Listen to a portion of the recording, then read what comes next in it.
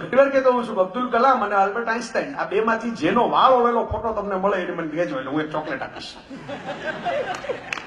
મેં તો મળ્યો છું કલામ સાહેબને. આઇન્સ્ટાઈન સાહેબના બર્નમાં હું જઈ આવ્યો, સ્વિટ્ઝરલેન્ડમાં એમની કર્મભૂમિમાં હું જઈ આવ્યો, પ્રિન્સ્ટનમાં જઈ આવ્યો અમેરિકાની અંદર, એ યુનિવર્સિટીની અંદર. એટલે આઇન્સ્ટાઈને મેં રિસર્ચ ટ્રેસ કર્યા. જર્મનીમાં જઈ આવ્યો, એક ઓસ્ટ્રિયા બાકી છે હજી, હંગેરીની ઓસ્ટ્રેલિયા. બાકીના આઇન્સ્ટાઈન તમે પકડી લીધા જ્યાં જ્યાં હતા એ.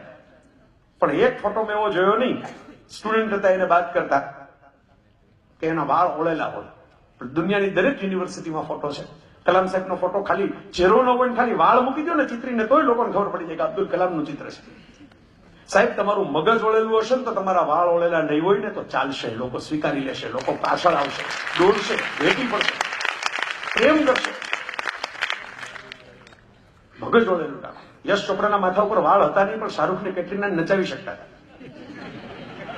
કારણ કે ડિરેક્ટર છે, ડિરેક્ટર નક્કી કરે ને કે સ્ટોરી કોને કહેવાય, સ્ટોરી કેવી રીતે કેવી છે. તો તમારે ડિરેક્ટર બનવું છે, ખાલી એક્ટર બનવું છે. શાહરૂખ ખાને હસતા હસતા એક વખત કહેલું કે શાહરૂખ ખાનની એક બ્રાન્ડ ઇમેજ છે અને હું એનો એમ્પ્લોય છું. હું તો એ ઇમેજ નો નોકરિયાત છું. મારી પાસે લોકો આવીને એમ કે અમારી છોકરીની લગ્ન છે, તમે આવો ને. શું કામ આવવાનું? તો ઓળખતો નથી. બસ તમે આવો, એના પૈસા આપી દઈએ. તમે ઉભા રહ્યો, ખાલી આવી બસ. તમે આ શોરૂમનું ઉદઘાટન કરો, ખાલી રિબિન કાપીને એના પૈસા આપી દઈએ. એટલે શાહરૂખે હસતા હસતા એમ કહેલું કે શાહરૂખ ખાન નામનું એક મોટી બ્રાન્ડ છે અને હું એનો એક એમ્પ્લોય છું. તો એનો નોકરિયાત પગારદાર માણસ છું. આપણે પગાર લઈએ છીએ કામ કરવાના એની પાસે. તો મિત્રો, ગાંધીજીને ગાળો લખેલો 8 પાનાનો કાગળ આવેલો, 8 પેજીસ, માત્ર કસવર્ડ્સ ગાળો છે. માધવભાઈ એમના સેક્રેટરી બહુ મૂંઝાઈ ગયા. બાપુના હાથમાં કાગળ આપીને કે બાપુ આપણા વિશે કેવું કેવું લખ્યું છે. ગાંધીજીએ શાંતિથી કાગળ ઉપર નજર નાખી. પછી એ જમાનામાં સ્ટેપલર તો હતા નહીં, ટાંકણી ભરાવેલી હતી કાગળમાં, એ હળવેકથી સેરવી લીધી અને માધવભાઈને કહ્યું કે આ સાચું. એટલે માધવભાઈ કે બાપુ આપણા વિશે લખ્યું છે આપને કે.